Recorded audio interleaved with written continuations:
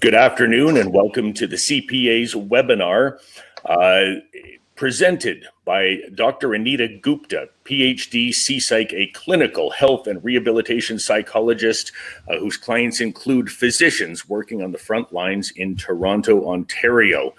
Dr. Gupta, psychological care of frontline health care providers during the COVID-19 pandemic, issues to consider.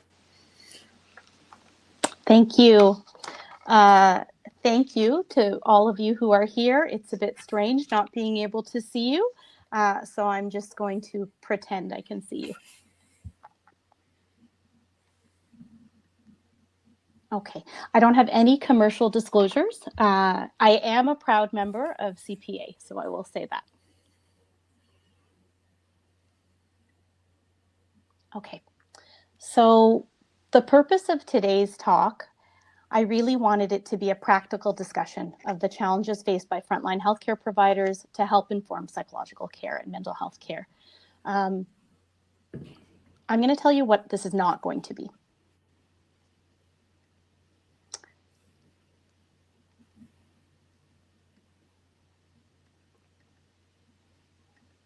Give me 1 second.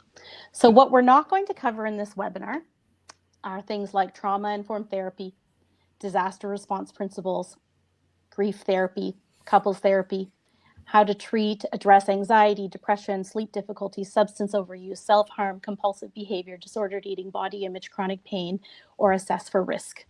And I'm not going to do that for a reason, because you have expertise, you have skill, you have experience. What I wanted to do today was just provide for you some context about this population, who you may or may not have worked with before. And so I'm just going to look at the poll here. So I see in response, can everyone see the poll? I'm not sure, I'll read it out. So have you worked with clients who are healthcare professionals prior to COVID-19 pandemic? Yes, 72%, no, 27%. Okay, great. Eric, feel free to put up the next poll question whenever you want.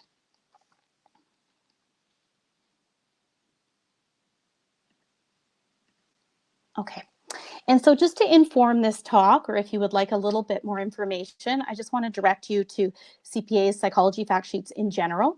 They have a whole section on COVID-related fact sheets.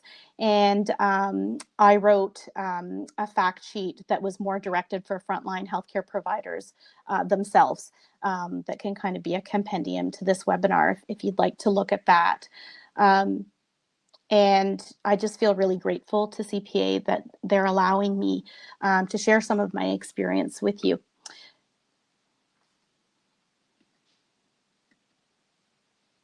Okay. So before we even start this workshop, I just want to say that for all of us, this is a time to be mindful of information overload. This is such a time of uncertainty, change on so many different levels, and there can be that inclination, this is where I need to read more. I know I've watched webinars on working from home and doing teletherapy. And so I think given everything that could be dealt with someone who's coming in during a pandemic, we might have that sense of, I need to learn, I need to learn, I need to learn. And I guess I just want to say, trust in what you know. You'll figure out what you need to learn. But I hope by the end of this webinar, what you'll realize is that you're very well equipped already. Okay, so obviously this is all really new.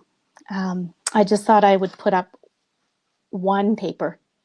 This came out March 23rd, and it was looking at mental health outcomes in China, right? And who went through this before us. And what we see is considerable proportion of healthcare workers reported experiencing symptoms of depression, anxiety, insomnia, distress, especially women, nurses, those in Wuhan, and frontline healthcare workers directly engaged in diagnosing, treating, or providing nursing care to patients with suspected or confirmed COVID-19. Okay, so makes sense.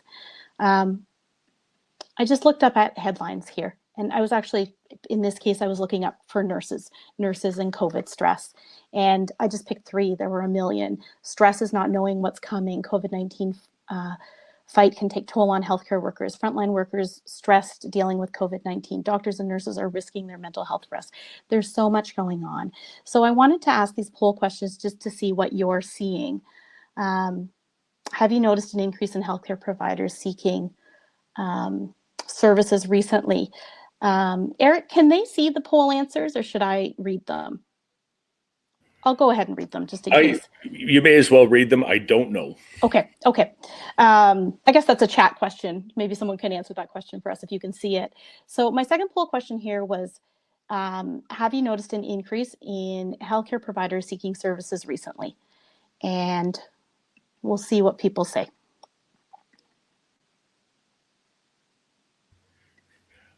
Sorry, I was in the middle of resetting that poll. It was 70% said that they have not seen an increase. Yeah. And I think that makes a lot of sense. This is really an emerging situation.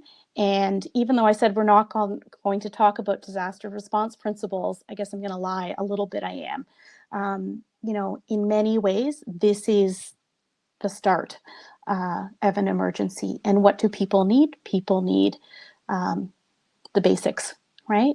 They want to know they're physically safe. They want to know, are they going to get paid? They want to know where they're going to be. And so I think for us, it's going to hit a little later, right?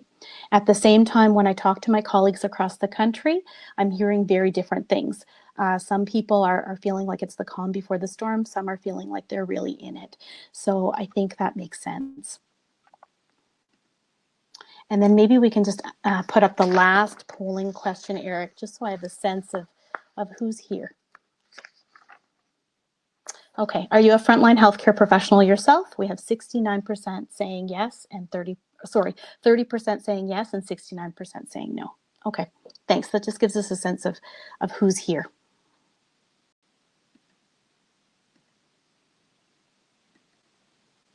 All right.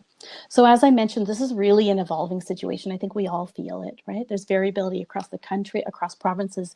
There's variability in hospitals within the same city, right? And we know from week to week, sometimes in the same day, policies are changing, messages are changing for frontline healthcare providers and for the public. For example, PPE availability and use. What's essential work? Someone who maybe was working in construction in Ontario last week was considered essential. This week is not. That changes a whole host of things. We also know that personal impact may be increasing. For example, knowing someone who's tested positive for COVID-19 and has recovered, or hearing about healthcare providers who have died, knowing of someone personally who has died who had COVID-19, or maybe even a loved one has died. And I think it's really important that we're able to kind of be nimble with the times and also recognize that things are going to change. For example, the most prominent identified stressors that you might think of today may be very different next week. Okay, so as I said, today I just wanted to give you a little bit of a landscape of what types of challenges frontline healthcare providers may be experiencing now, and also try to embed that within my experience of working with frontline healthcare providers outside of a pandemic. Okay. So the first issue I wanted to mention, I don't think is going to surprise everyone. It's this issue of COVID-19 information overload. And I have to tell you, one of the most useful questions that I'm finding in working healthcare providers, and I should say predominantly I'm working with physicians, is this question: do you have any time in your day when you are not reading, learning, talking about COVID-19? Okay, and it's a really, really useful question. And I do find the next time I ask it in the next session, everyone I've spoken to has said they have taken some steps to address this, and they've been glad that they've done this. So frontline healthcare providers, if we're thinking about COVID-19 information overload, we know that there's so much necessary information that is coming at them, coming at you, for those of you who are frontline healthcare providers. New policies, new clinical updates, changes to work, maybe information about redeployment. So much information is coming out.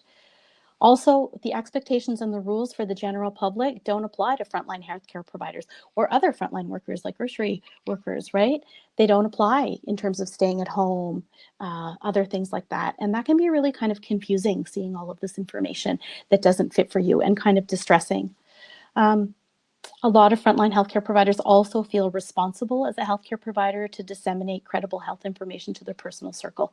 And at the best of times, sometimes that can have an impact, good or bad. During a pandemic, I think it can have a lot of impact. So we can talk about that. I want to be really clear. Sometimes I've said frontline healthcare providers. Sometimes I've just said healthcare providers. It's kind of hard to know what the front line is right now. I think we're all feeling that. And so I want to talk a little bit about how there's diminishing returns, possible negative impacts of having an overload of information on top of what people already have to be on top of: their emails from the hospital they work in, their professional organization, if they're training from their school, all of these things. Okay, so let's talk about how to address it. Okay, incorporating, I'm sorry, I just want to go back for a second. The other thing is that I think this feeling responsible as a healthcare provider to disseminate credible health information to your personal circle right now is really heightened. I think it comes from a really caring, innocent place of asking our loved ones who are healthcare providers, can you tell us, what's happening? What should we do? What do you think of this new thing that came out? But when it's happening in the context of that is the only thing someone is talking about, it can get in the way. It can get in the way. So let's talk about what we can do. So the first thing I want to talk about is just thinking about how can we incorporate choice and limit setting on when and what we're looking at. And I'm talking about all of this from the perspective of a frontline healthcare provider. So what can you do? I think many of us are guilty of waking up, and what's the first thing we do? We grab the phone and we look, right? What's happened? What's the latest update? Or we wake up in the middle of the night, and a lot of us don't use alarm clocks anymore. We look at the phone, and the next thing you know, we're in it, right? And so one thing you can think about doing is brushing your teeth, going to the washroom before looking at the phone in the morning. I know things are urgent, but I think everything can wait until you've used the bathroom, right? Setting times to read news, social media, if you want to do so. Right? We have a tendency to kind of look at our social media as an escape, but it's not necessarily such an escape now. Some of my clients have told me it's been really helpful to take apps off their phones, so they have to log in if they want to look at something rather than kind of just naturally looking at all times. And maybe making a choice about how many chat groups, listservs to keep right now.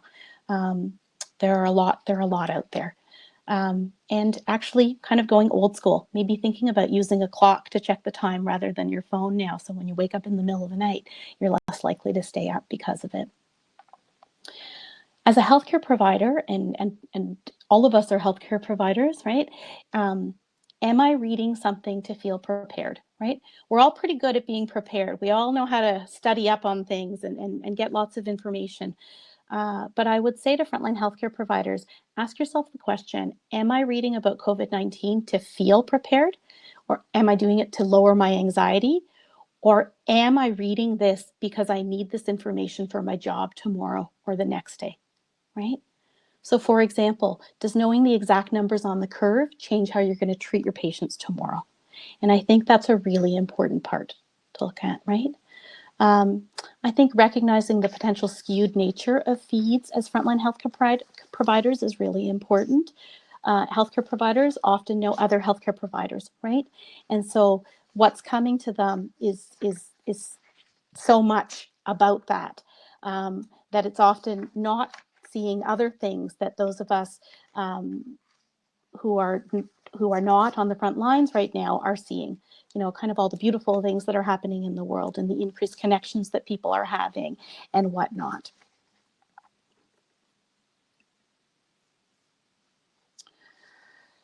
I think it can be helpful for your clients to consider roles that they feel obligated to play outside of work as a frontline healthcare professional. This is a time when there is so much credible information for non-medical professionals, right? We can pick one or two sites, and that can be our credible information. And my clients are telling me that they're finding it really helpful to have that conversation with their families, if that's what they want to do.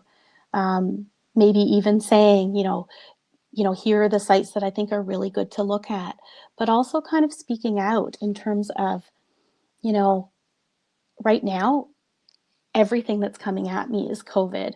What would be so helpful for me is if we could have some non-COVID related discussions, or maybe you could help me. I'm looking to find some good ways to work out at home. Maybe you could help me find that stuff. Reaching out to your family, friends, and letting them know what would be helpful. And if most of your family and most of your socializing group are also healthcare providers, we know what can happen even in a virtual chat, right? How are you has kind of changed to how are you coping with COVID, right? That's how conversations are starting. And some people are finding it really helpful to maybe think about, hey, could we maybe just have the first 15 minutes to talk about anything other than COVID, right? And that gives people, if you're in that virtual party room or whatnot, the chance to disengage if they want after those first 15 minutes or stay, right? And feel like, no, they want to now that they've had their break. But it also just changes from that automatic. And that's kind of what I think is really important as we're thinking about COVID-19 information. I'm not saying don't read. Of course, there's a lot that we want to read, but we want to think about how can we aim for more choice rather than feeling like we must do something or that we can't do something. Okay, we all know when someone tells us do less of something, don't do something, that's really hard to do. So I think thinking about having more choice can be really helpful.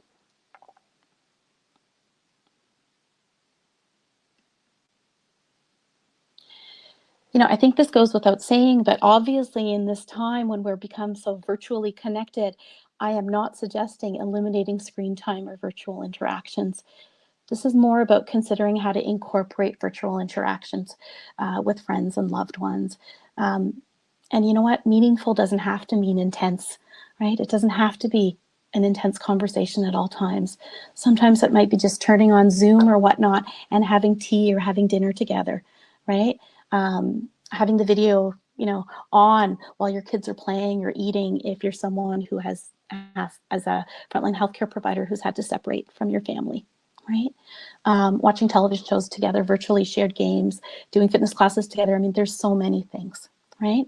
And what I'm hearing from my clients when they start talking to family and friends about needing some non-COVID interactions is that family and friends feel quite appreciative in knowing, okay, this is one way that I can support, right? And I think if that happens, that there's room for non-COVID, I think the conversations that are happening about COVID become a little bit more relevant and a little bit more meaningful as opposed to just automatic. Okay. Okay. So I think we all know, and certainly frontline healthcare providers know, that there is a lot of fear, anxiety, uncertainty about their own safety and the safety of others at this time. I don't think I have to say this, but I'll say it. These are just some examples of concern for self, lack of or appropriateness of personal protective equipment.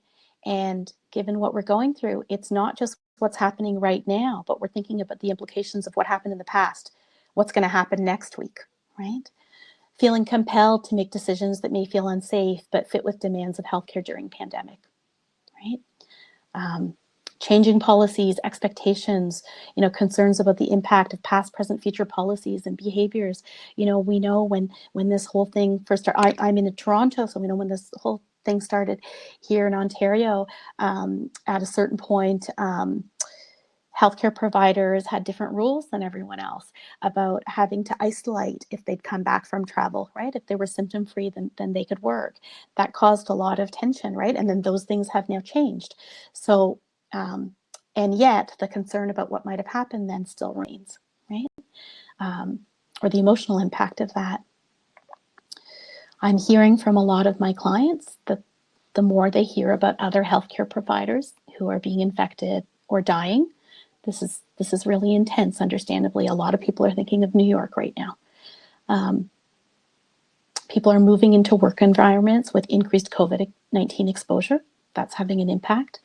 Implications of one's own pre-existing medical conditions. Some people are having to get accommodations or find ways that they can work that's safe, and then that can lead to a whole set of feelings about guilt and am I doing enough and all of those things. Of course, there's also fear, anxiety, uncertainty about our loved ones. Physical risk due to being in contact with the frontline healthcare provider now or in the past, right? The rules are changing. So what about when I was following the rules then, but now the rules have changed? Did I put someone at risk? Loved ones who are at increased risk due to medical conditions or other factors, whether they live with you or whether they live across the country or whether they live in another country altogether, people are worried, right? Difficult decisions, physically separating from the household, taking extra precautions. Family members might have conflicting wishes. You might be a healthcare provider whose spouse doesn't want you to work right now, and that can lead to a whole host of conflict and very difficult decisions. And this is a different time. Beyond what will happen to my family if something happens to me, if I'm a frontline healthcare provider, all of a sudden the thoughts are also, if something happens to me, that means something could happen to my family in terms of illness or death. And I think that's a little bit different than other threats that we frontline healthcare providers often face in terms of their own safety. It's often, if something happens to me, if I die, what will happen to my family without me? But all of a sudden it's concern about everyone, right? And then of course, extended networks, right? We could be worried about so many people right now, and most of us are. So it can be really helpful to talk to your clients about who are frontline healthcare providers about how to reach out for support and how to support loved ones. I often think back to the cancer work that I've done in the past, where sometimes the person who is the identified cancer patient feels like, well, they really want to protect their caregivers or their loved ones. They're going through enough. And then the caregivers and loved ones really want to protect the identified patient. They're going through enough. And then what ends up happening is everyone is just worried, but they're not even sure what to worry about because they don't know what's happening to the other person. And so this can be a really important question to ask. Are you trying to protect your loved ones from worry? Are they trying to protect you? So for example, I'm thinking of someone that I spoke to who said, okay, so I'm going to have to start doing COVID-19 screening assessments, and I'm not going to tell my parents because they're just going to worry. And this is a person where normally they talk so openly, and this is such a source of support. And talking about how, well, they're worried anyways. You're worried about them, they're worried about you. And if you're not talking about this part, what else are you not talking about, right? It's kind of hard sometimes to not talk about one important thing than the others. I think this kind of fits with this idea. I'm a frontline healthcare provider, so it's my responsibility, the one to stay calm, to take care of things. Yes, at work it is, but your family and friends are going to understand that you're feeling worried, that you're going to have concerns. It's really natural, and sometimes it can be really helpful, as with your clients about other things, to help encourage more open communication in terms of, I'm thinking of someone who has a family member who is at increased risk of death if they get COVID because of a lot of pre-existing medical conditions, and family has been calling them quite a lot. And this frontline healthcare provider never expresses her worry, just says, okay, like just takes it in. And, we talked about how it's okay if you say that you're worried too, and you're doing the right things, right? And it made the conversations a little richer. And I think if you know what's happening with someone, at least you can worry about the right things, right? Rather than amorphous worry. Everyone's worried right now. So learning how to talk about worry and learning how to talk about these important things are really important skills. And that's where psychologists and other mental health care professionals are so important, right? We know how to do this. We know how to teach people how to do this. In terms of reaching out, we want to think about other opportunities. Are people accessing their support system? Who in their support system do they want to access? Who do they not, right? Do they need to kind of step away from some of that? Are they able to communicate their needs? Maybe they do really want to talk about their fears. Maybe they don't, whatever that is. It's okay to express worries or fears. You don't have to act as a healthcare provider to family and friends right now. There's a lot of information out there, and reaching out for professional support when needed.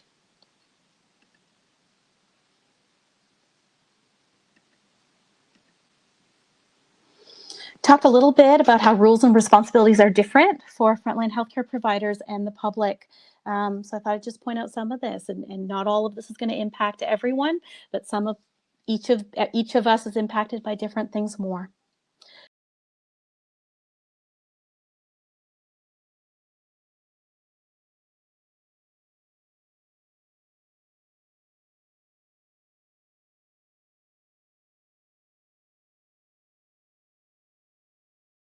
You're not hearing a lot about people who might be infected and then it's difficult, but they recover, right? What you see is death. And I think that's really important to help people identify what are they seeing and what's kind of the bigger picture of what's going on. Legal protections are changing, right? Rules guiding workload, hours, the type of work you're going to do.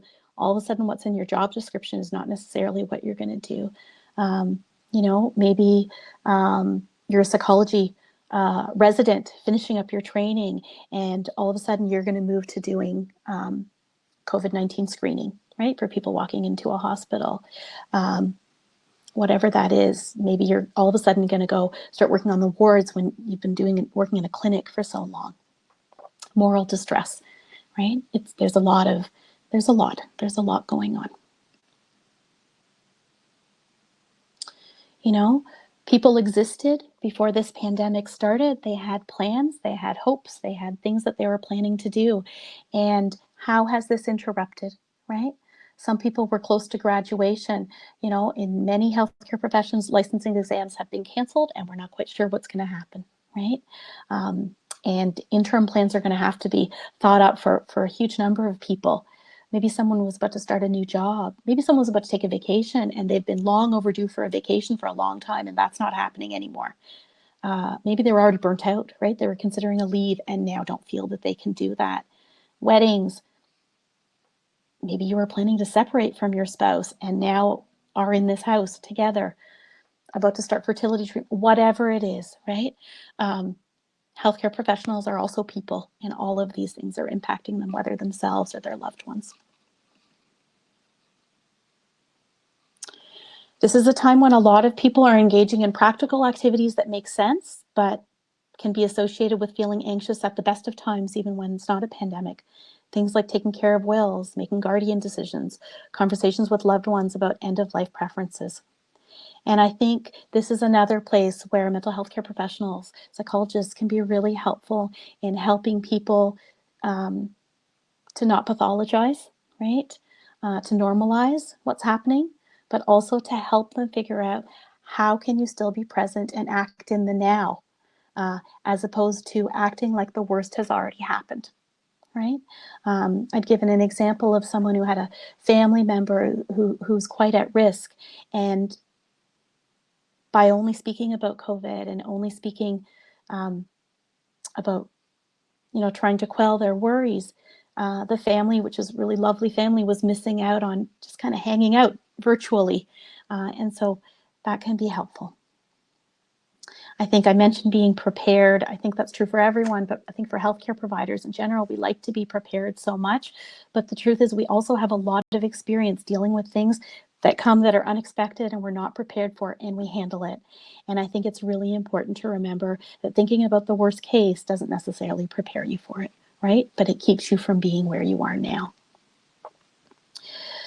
I don't know if other people are seeing this, but I'm seeing this. It kind of feels like around me, as anxiety and fear and uncertainty is increasing, there's more increased potential.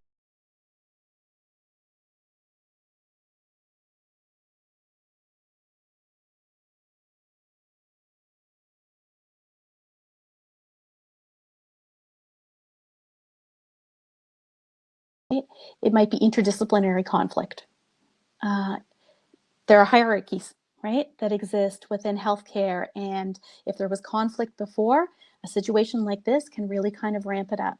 Maybe not at first, when it's kind of a short-term emergency, people pull together. But when you're in this situation that is so extended and we don't know when the end date is, that's kind of a breeding ground, right?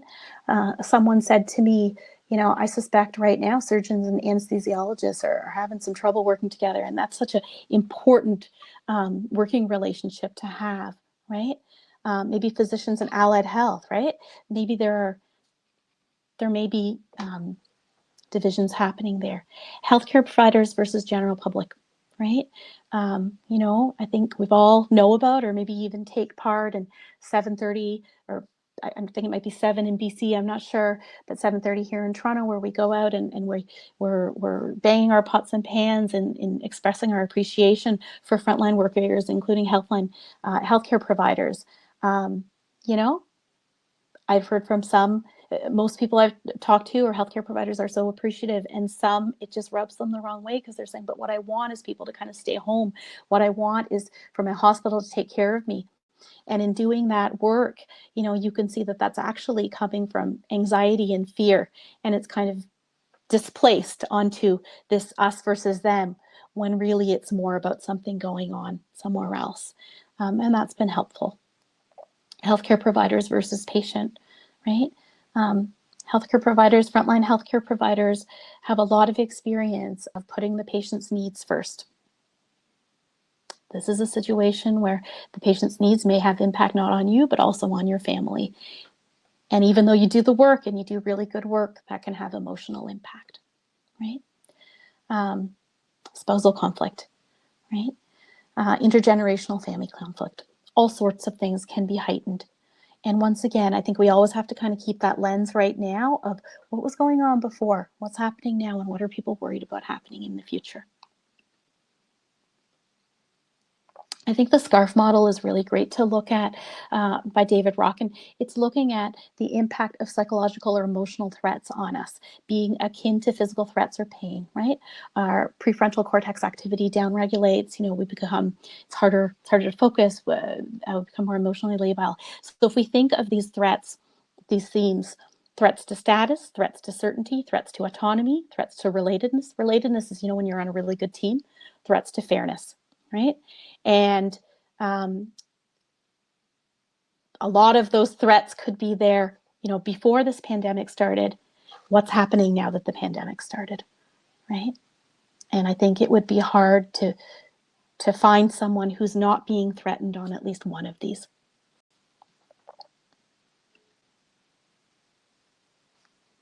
We talk about what was going on in an environment, and then we got to think about psychological safety. And if there wasn't a lot of psychological safety in a work environment before, it's likely not there now. And I think that can be important to help our clients process.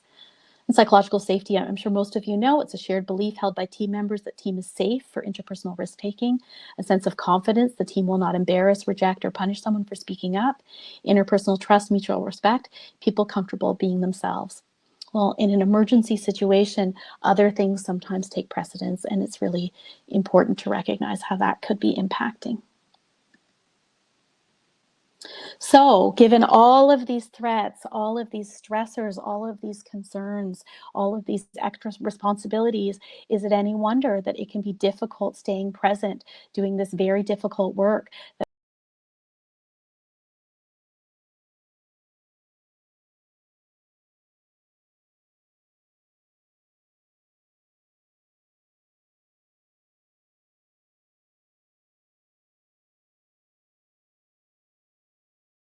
Efficient and engaged. Okay, so we know that kind of pushing through and just focusing on what you have to do can be a helpful coping strategy, but if that is your only coping strategy, it's not enough, right? It's going to lead to burnout. It's not enough. And so we got to think about other things. And I think one of the most useful things that we can do in our profession for people is to help them learn how to be present and engaged during this time. And they're things that, we know really well, and we use these techniques with all of our clients. And it's amazing how appreciative frontline healthcare providers are of learning these things. So, and I always like to, I like saying take a moment, or being really, really brief, because that's what people have time for, right? And some people may be engaged in a more regular mindful practice, or, whatever that is, and that's wonderful. But we have to be really realistic at this time too. And we need to be able to teach people things that they can do at work as well, right? And you do it for a second, there's benefit in a second, right? The more times you do it, it reminds your body of what it is. And so things that are really basic, we know this, right? Stretching. We also know that we tend, I'll do an exercise with you. I'm just going to ask you to take your shoulders and put them up to your ears and keep them there. Go ahead and feel relaxed. Good luck, right? Let them go. It feels different. And I think talking to frontline healthcare providers about how sometimes they don't even address anything, or not address it at all until it's up here, can be kind of helpful. And so engaging in stretch, just whenever throughout the day, just for a second, right? It doesn't have to be when they're already in pain. Things like slow breath, whether it's breath ladder, box breathing, it doesn't matter, right? But just kind of slowing breath down for 3 breaths if that's all you want to do.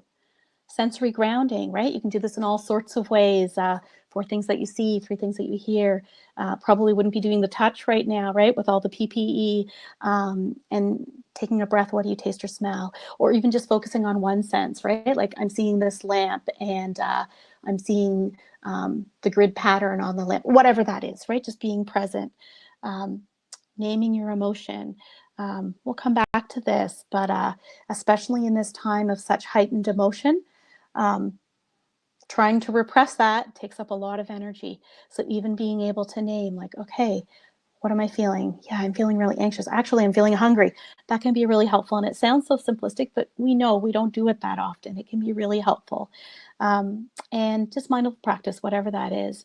I'll tell you what I hear the most positive feedback um, from the physicians that I see are 2 things. One is stretch, right? And it makes sense, because if you're working so cognitively and you have so much, it's hard to do something cognitive, right? Like I'm thinking of a nurse who was working, for such a long shift, and the physical toll of that. Just putting in stretch is really helpful. But the second one, or maybe the first one, I don't know which one is more important, is actually just doing a mindful sip of water. So if you have water with you right now, I'm just going to ask you to pick up your glass, right? And try to return your focus to the glass. Be aware of the weight of it.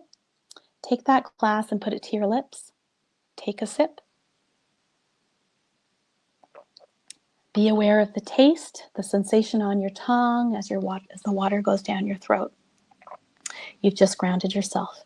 And I'm sure you've done lots of things like this with your clients before. Healthcare providers, this is really important. I mean, I'll tell you, at baseline, outside of a pandemic, I always ask every healthcare provider that I see, do you ever pee at work? Right? It's kind of telling. So many people are dehydrated, and sometimes we got to reach the lower hanging fruit, right? And if we're not hydrated, we're getting more headaches. It's harder to concentrate, like all of that stuff, right? At the same time, all the PPE and concerns that people have about safety are even impacting doing things like staying hydrated, so you can work with your individual client and see what works for them. And so when there's so much going on, we know when we're anxious, we're worrying about the future, we're ruminating about the past, it'd be so helpful to have these strategies.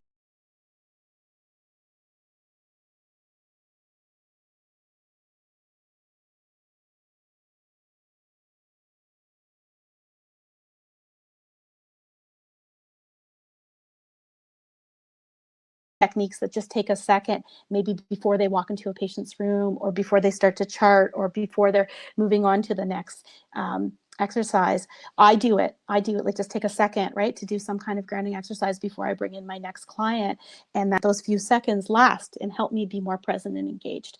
And these are the kind of things that we know so much about as in our profession, but not everyone does. Not other healthcare providers do necessarily. So it can be supremely helpful. I think the other thing that's kind of important to realize and talk about sometimes is just this idea of what happens in chronic stress, right? So normally we have a stressor and then we kind of recover, right, through sleep or time or whatnot. But what happens if you're frequently having repeated stressors without time to recover? You have a new baseline and you don't even realize it's happened. It's kind of like with the shoulders, right? And so then it takes, so people wonder, well, it was only this little thing that set me off, but it wasn't. It was actually that it's this much, right? So that can be important in helping people think about this. Attending to self-care, having realistic expectations, recommendations for frontline healthcare providers. So I'll tell you, I'm a clinical health and rehab psychologist. I've worked with lots and lots of different populations, but before I started working with this particular population that I work with, physicians, I remember like I would say things to people who are part of this population that in hindsight, it wasn't that helpful. It wasn't realistic, right? It wasn't taking their needs into account. And so some of that I think can be helpful to recognize what is not going to be helpful. Okay. So for example, if you're thinking about nutrition and hydration, being realistic, right? Also challenging people, right, on what they're doing, but being realistic, right? It's, there are going to be times when lunch is missed or whatnot, right? Because you're in surgery or whatnot. So maybe thinking about, okay, so does it make sense to eat something at breakfast, right? Does it eat something in the morning so that you're not running on empty and you're not just at the whim of what's going to happen that day? I told you how I ask everyone, do you ever pee at work? But I think it's an important question, right? And so thinking about that. What are other pre-existing barriers, COVID-19 environment-related barriers that exist to things like nutrition and hydration? I keep talking about PPE, but it really, the stress of not having it, the fear of not having it is intense, but also having to adapt to using a lot of PPE, that is also stressful as well. You can't see maybe your teammates as well as you used to. Communication is a little bit different. You're trying to do things, but standing further apart, all of those things, that's stressful and it accumulates, right? Physical activity, we know this, right? And during this time where we're all inside, we need it more than ever. But if you have a client who's a frontline healthcare provider, they really might not have the bandwidth to kind of look into what's out there, right? So, I know I'm sharing with a lot of my clients, YMCA GTA has these great, classes or whatnot, and but it doesn't matter, whatever that is, or sharing with my clients things that are available for their kids or whatnot. They just are tired. They don't have the energy to look the stuff up, right? And also when you go online, sometimes you go automatically to this other stuff. So it can be helpful to share some of those things. Sleep. Okay, so at the best of times, we know a lot of healthcare workers are shift workers, so sleep is tricky to begin with. Yeah, I think it's always important to go beyond sleep hygiene, right? It's important to individualize what we're doing with people, but be realistic, right? Is it realistic that you're going to go to bed at the exact same time and wake up at the exact same time? No, but we can work on making the windows smaller, right? Taking into account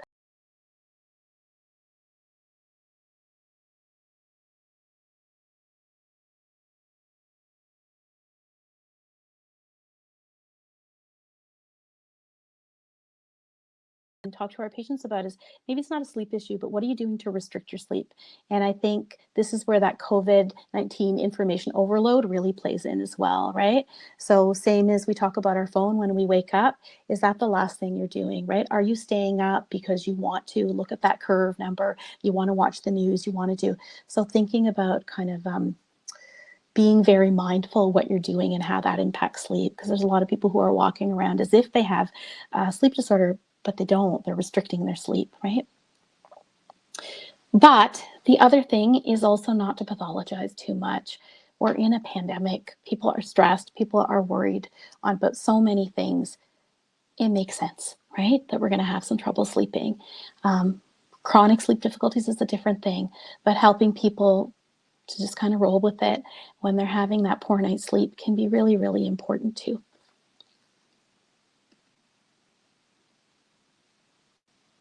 I guess I should mention when I'm talking to sleep, I think an important question also is to ask when you're asking about substance use to see if there's been any change in what's going on, is to see if they're trying to do that for sleep, because we know, it might help you fall asleep faster, but it changes the quality of your sleep, and of course has other implications. I'm thinking about alcohol, for example. Okay, so we're talking about self-care, right? Kind of practical self-care, but emotional self-care is really important as well. So you all have what you use, right? You have what you like to talk to your clients about. I'm finding it can be really helpful with frontline healthcare providers to talk about self-compassion, right? Probably most of you are knowledgeable of Kristen Neff's extensive work on self-compassion.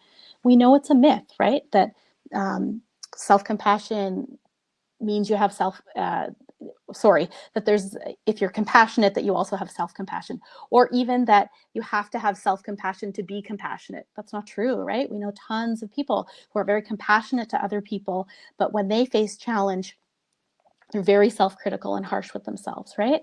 And Kristen Neff talks about if you are compassionate to others, but you don't have self-compassion, what ends up happening is that you burn out, right? And frontline healthcare providers, by nature of their job, are required to be so compassionate of so many others, right? And so it can be so important to have that. And in whatever way you want to address this with your clients, but I've found healthcare providers really find it helpful in terms of, trying to think about, like, if you were speaking to someone else who was experiencing this challenge or this pain, what tone of voice would you use? What words would you choose? We're all lacking in touch right now. Many of us are lacking in touch right now, right? Because of physical distancing or whatnot. Can you hold your hand, right, as you're speaking to yourself in a slower rate? It can be really helpful. Within this population, healthcare providers, are very high achieving people, and there often is a lot of perfectionistic anxiety to begin with, right? And a lot of self-criticism. So if that's pre-existing, not generalizing, but if it is pre-existing, then it's probably coming out now too, right? Okay. What about if you have to go into mandatory isolation as a frontline healthcare provider? In addition to all the worry that you're having about what could happen, I mean, I know tests, at least here, the results are coming up much more quickly, particularly for healthcare providers. The tests are coming up more quickly. So that's evolved, that's changing. But still, you hear a lot of guilt. I should be working. I should be there. Or even if it's not for COVID reasons, but it's for other medical reasons, or you're on a mat leave, whatever that is, feeling guilt. I'm not doing my part, and helping people kind of cope with that is really important.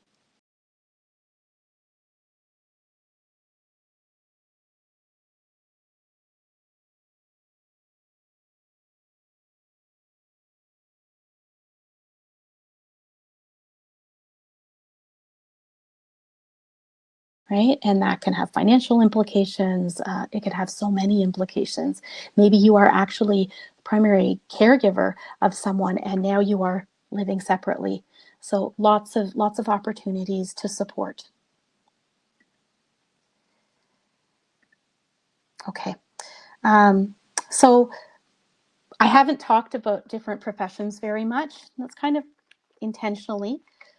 But if you were going to ask me, does the profession of a frontline healthcare provider matter? I would say kind of, in the sense that, these things impact everyone, but also a big resounding yes, right? And, we're good at asking our clients questions, and you ask questions about this, right? Tell me about what was stressful before. Like, what's the most stressful now? What are you most worried about? What brought them into your virtual office at this time? It may not be COVID related, right? It might be other things that they wanted to address, but now is the time when they're doing it. Or it may be COVID-19 related, right? And I'm hearing different things from different colleagues across the country about that part. Consult, right? There are people who work with healthcare providers as their main population. Feel free to consult about, if you have some questions or whatnot. What about research?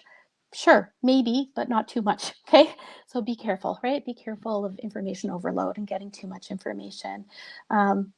Ask questions, be mindful of assumptions you're making, all the things that we do, right? I guess if I'm saying that, then you might be asking, well, then why am I saying all these things specific to frontline healthcare providers? And I'll tell you why. Because sometimes if that's what you're surrounded with and that's the culture, you take on that cloak of the culture you're in, and you don't even realize that something that you're doing that's so normative could have negative impact, right? In terms of just pushing through without eating or drinking in the day. Well, it's normal. It still has impact, right? Or when I first see someone and I ask that question, do you have any time in your day where you're not thinking about talking about reading about COVID-19? It's kind of, well, no, of course I don't, because no one else does, right? But then talking about that can really challenge. So that's where it's helpful to know what questions to ask, because clients might not know to bring it up because they might not know it's problematic. This is another example of sometimes how knowing about your specific population can be a little helpful. So this is for medical residents. And if you look at their sleepiness, this is not fatigue, but the propensity to fall asleep, they're right up there between sleep apnea and narcolepsy, right? So if you know that, then it's going to help you be a little bit more realistic in terms of coming up with strategies that's helpful for someone, rather than, okay, set limits, say no if they ask you to do something, or, it's not very helpful, right? So knowing some of these things can be helpful, and you can ask them. Okay, so I'm not going to talk very much about what to do with assessment. I leave that to you. You're the expert, you know what to do. What I will share that is in my experience, healthcare providers really appreciate a thorough intake, and it can be therapeutic in and of itself. And in some ways, I think actually more so than in other populations I've worked with. You often hear, wow, I ask people these questions all the time, but I've never really thought about it for myself. Or, oh, for example, I ask them, when you feel anxiety, where do you feel it in your body? And then they naturally start adjusting that before you see them next, right? This is a population that's used to taking information and using it quickly. So I'm still doing, a pretty thorough intake when people call in at that time. Of course, I'm letting myself be flexible. And if something comes up that's really imminent and needs, I can step out of that and join into that. But I'm still doing that now. Use your judgment, be flexible. What's going to work for you? And of course, if you're going to be seeing, if they're, well, you don't know for sure, but you can have a sense if you're going to be seeing someone just once maybe, or if it's going to be more long-term. And some of the things that we've been talking about are not just for one-on-one clinical care. It might even be thinking about if you're doing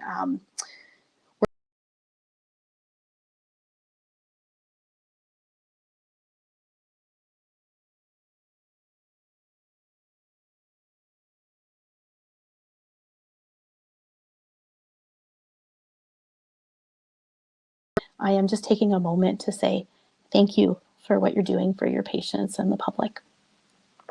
And so I guess I wanted to say to all of you, even though I can't see any of your faces, this is very weird, thank you for what you are doing for your clients and the public. Okay, so let's talk just a little bit. I just have a couple more, and then we can move to questions or comments. Let's talk about the impact on you, for those of you who are mental health care clinicians, for those of you who are psychologists, in doing this kind of work, right? There is a universality and personal threat and relevance right now when your clients are talking about what they're going through, that at least in my career, I can't think of a time, right? Of course, you see certain clients and there's certain issues that, pique our own issues. Who isn't impacted by COVID, right? It can lead to our own information oversaturation, right? I have to tell you, like, even when, I talk to people all day about this, but in preparing for this workshop, even just kind of doing extra reading on COVID, I could feel it. It's heavy, right? I don't want to do more of it. If you're working with healthcare providers, then you're probably in some way going to be pretty flexible about appointment times, right? Like having things that are early morning or having things that are evening, just given that they're working. But if you're going to do that, then please try to take into account how to have some flexibility for yourself that you can build into the day, right? I mean, a lot of you are working at home with your kids at home, and you may not be able to see the same number of clients that you'd see in a regular day, right? And booking in that half an hour check-in with your child or whatever that is. said, you're working from home. That's a whole other host of things. We don't have to get into that, but taking that into account, the emotional impact of it, right? We're used to doing work that feels emotionally impactful, but we're not always used to being surrounded by everyone we know also being impacted by the same thing. Right? So some of the same things that I talked about can be helpful for frontline healthcare providers. Well, we're healthcare providers thinking of those things for yourself. I can't remember what the number was, but there was a sizable number of people who said that they had never worked with healthcare providers before. It can be our own imposter syndrome. And I hope if this workshop did anything, it's letting you feel a little bit more confident. You know what to do here, right? There isn't one right way to do this, but feelings of helplessness, right? I think everyone's feeling a sense of that, right, in this pandemic, considering boundaries, right? Being really mindful of what questions you're asking and why you're asking them, right? But also it's really, really rewarding work and patient population that's so appreciative. Okay, so I guess I just wanted to say that I kind of feel, I think I've said this before, but I'll say it again. I kind of feel in our profession, it hasn't quite hit yet, right? It's kind of like I think about cancer work again, and sometimes it's only after active treatment ends that patients feel the emotional impact, right? And I think for us, I mean, we don't know when, but we're likely going to be hit with a lot of grief, right? That our patients are dealing with, a lot of things. And so consider pacing yourself, right? Please consider practicing self-compassion for yourself, engaging in self-care, nurture the connections you have, create space for yourself, whatever that is. If you are finding right now that you have a little bit more time, it doesn't have to be filled with webinars as I do a webinar. It doesn't.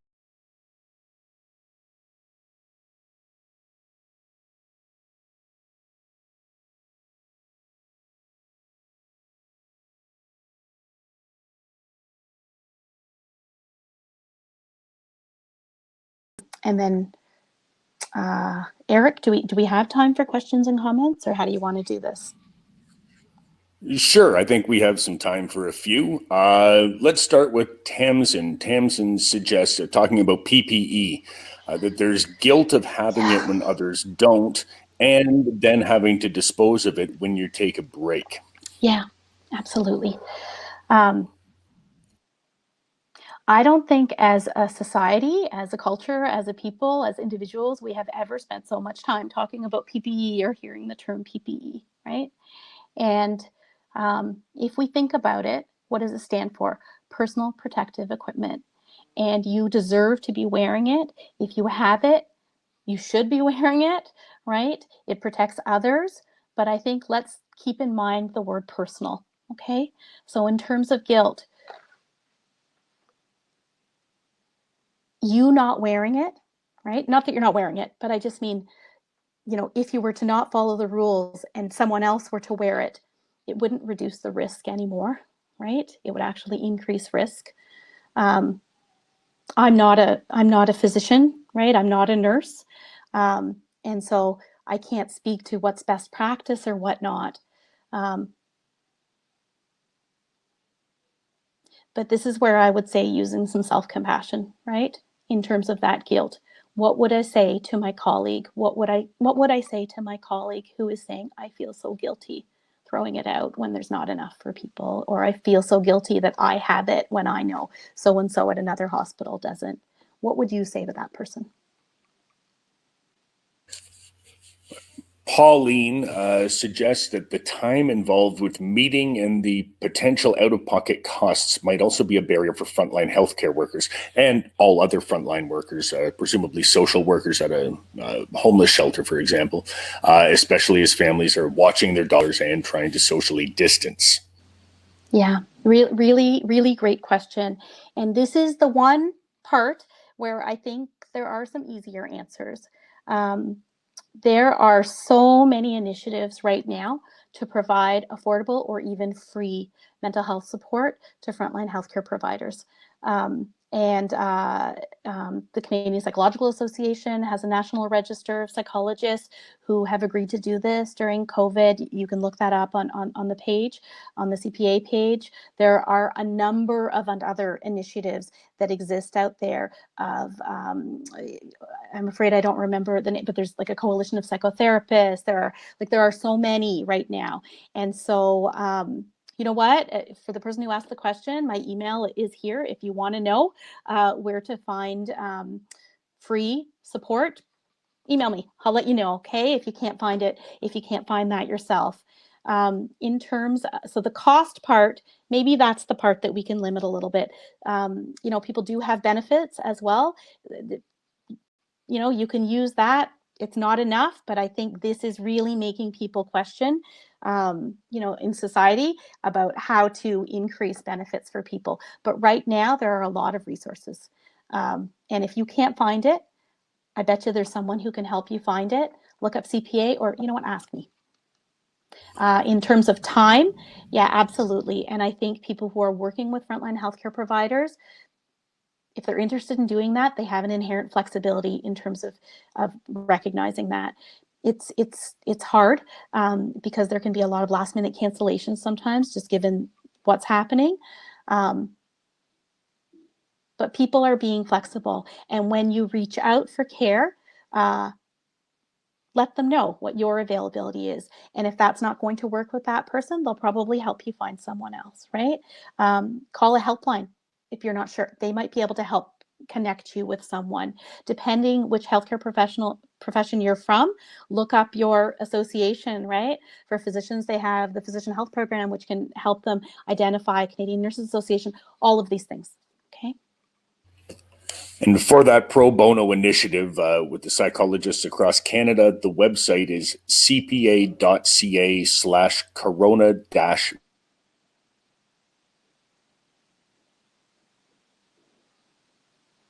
Is it just me who can't hear? Or Eric, did you?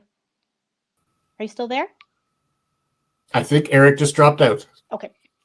Unfortunately. This is our new reality, right? That's right. Yeah. We have so much competition for the bandwidth these days. Yeah. Should I look at chat, or I don't know what we should do, David? Let's see. Okay. A question from Mila. Are there any questions in your intake that stand out to you as really important to ask that we may not think of?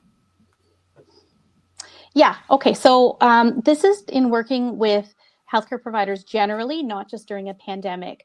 But I think we really need to not make any assumptions that just because someone is a healthcare professional, a nurse, a physician, a psychologist, that they have asked themselves these questions, or that they, okay, I'll take psychologists out of that, but that they necessarily know what these questions mean. And so I make no assumptions, right? So I do a full depression screen. I ask about possible hypomanic episode, and I explain what that is. I don't just use the term. I do an intake with a healthcare professional the same way I do an intake with anyone else. I think that question of where in your body do you feel your anxiety? People seem to find that very helpful. I usually ask about behavioral avoidance, right? In terms of what are you avoiding due to anxiety or feeling uncomfortable, and come back to that. I ask about perfectionistic anxiety with everyone, right? And how does that get in the way, right? And give definitions of that or whatnot. Those are some of the things that I think are important. And I also don't make any assumptions, right? I always ask about learning needs. Do you think there's a possibility of a learning disability when you grew up, ADHD, whatnot? The intake I do like I do with everyone else. Okay, great. Except now I ask, do you have any time that's not taken up with COVID-19? Yeah, I think that's an incredibly important question for sure. And we'll have time for one more question from Annette. The question about whether they pee at work was great, she says. Any other such questions we may not have thought to ask? Okay, so now I'm gonna, if there's any dietitians in here, they're gonna kill me because I'm talking outside of my scope. But kind of, not really, but I'll tell you, this whole intermittent fasting thing, I have so many of my physicians say, oh, well, I'm doing intermittent fasting. And what I say is, okay, fine. Like, I mean, I don't know if you're going to lose weight or not. I'm not a dietitian, but what I do know is you still have to be able to concentrate and think throughout the day. Are you able to concentrate and think throughout the day? And it's like, oh, and people start eating and they actually feel a lot better. So I think that's an important one. I think maybe thinking about, is there anything that you do before you walk into your house? Like now it's all this stuff about safety, but is there anything you do so that you can kind of transition, right? Those are the first things that come to my mind. Okay. And so on behalf of everybody, on behalf of the CPA in particular, I want to say thank you for this. I know people have said many people are very appreciative of this. The chat room has been filled with thanks and appreciation. And so I'm glad we were able to supply this information to them, and it should be available for posting on the YouTube site within a couple of days. So people will have a chance to review it. And as you say, your email address is there if they have any additional questions. And so thank you so much. And thanks to everyone for being here. Okay, bye everyone. Thank you.